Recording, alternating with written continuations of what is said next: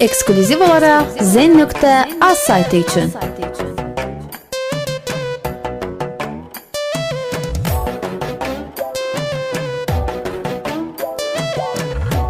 Eksklüziv olaraq sizlər üçün Müslüm Production təqdim edir. Derde sağlam eş gibi könlümü viran eledin. Ay yarım can ay yarım.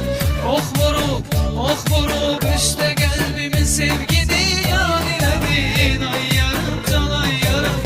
Ay yarım can ay yarım.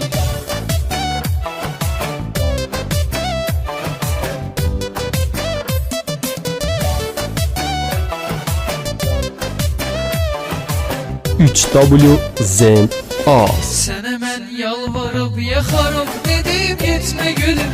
Almayıp sözlerimi bağrımı yakan eledin. Sene ben yalvarıp yakarım dedim gitme gülüm. Almayıp sözlerimi bağrımı yakan eledin. Sevginin xəstəsi yollup saldın yatağa beni. Sındırıp dermanımı evimi talan eledin.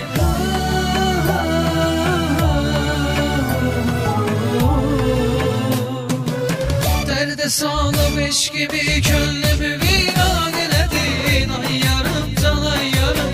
Oh vurup üste kalbimin sevgini yan eledin. Ay yarım can ay yarım. Ay yarım can ay yarım.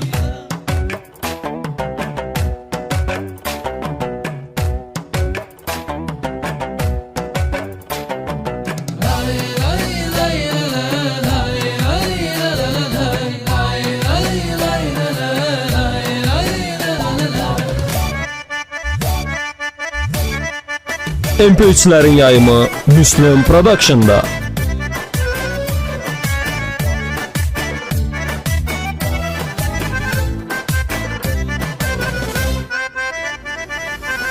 Seninle bir tözan idim, gece hoş idi hayat. Çok görüp canım beni yarım can eledin. Seninle bir tözan idim, gece hoş idi hayat.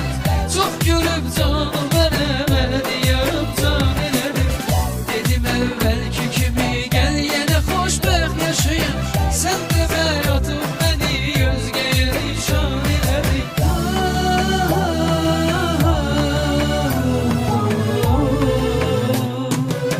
Derde sağlam eş gibi könlümü viran eledin. Ay